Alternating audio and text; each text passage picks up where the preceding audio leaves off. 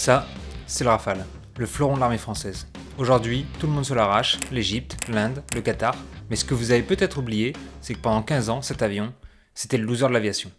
À l'époque, dire que tu bossais sur le projet Rafale, c'était un peu comme avouer que tu écoutais du Patrick Sébastien en cachette. Fin des années 70, la France veut un nouvel avion. On essaye de s'entendre avec les Européens, mais spoiler, ça marche pas. Dans l'impossibilité de s'entendre avec ses partenaires européens sur la construction d'un avion de combat commun, la France, on le sait, a décidé d'en construire un seul.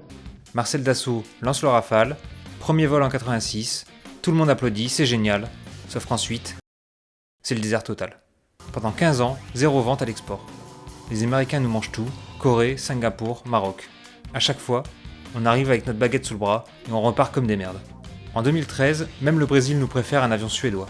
Là, les critiques tombent, trop cher, trop complexe, invendable. On commence même à dire que sa polyvalence est sa plus grande faiblesse. Bref, le Rafale, c'est comme le relou que personne ne veut inviter en soirée. Mais pourquoi personne n'en voulait ? En fait, Dassault a fait un pari risqué, créer un avion omnirole. En gros, au lieu d'avoir un avion pour la chasse, un pour bombarder et un pour espionner, le Rafale fait tout. C'est un couteau suisse de 10 tonnes. Alors oui, sur le papier, c'est séduisant. Mais pour les acheteurs, c'était flou. Pourquoi payer 100 millions pour un truc qui fait tout quand on peut acheter un avion américain spécialisé et bien moins cher ? Pourtant, les ingénieurs avaient raison, mais ils avaient 10 ans d'avance sur le marché. En 2015, tout change. Parce qu'entre-temps, le Rafale est envoyé au charbon. Libye, Afghanistan, Irak, Syrie. Les pilotes font des raids de 9 heures non-stop. Et là, le monde entier réalise un truc. Le Rafale ne tombe pas en panne et il détruit ses cibles. C'est le meilleur argument de vente au monde.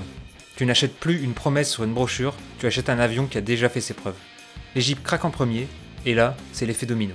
Soudain, le Rafale devient l'option anti-système. Tu veux un avion ultra performant, mais tu ne veux pas dépendre à 100% des États-Unis et de leurs conditions, tu appelles la France.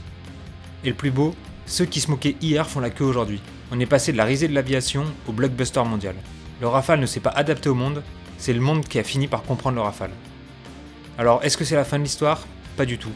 Le Rafale va voler jusqu'en 2060 avec des mises à jour constantes. Pendant que les Européens s'écharpent déjà sur l'avion du futur pour 2040, le Rafale, lui, continue sa remontada. La leçon de cette histoire ? Parfois, être bizarre ou différent, c'est comme le Rafale, c'est juste être en avance sur son temps.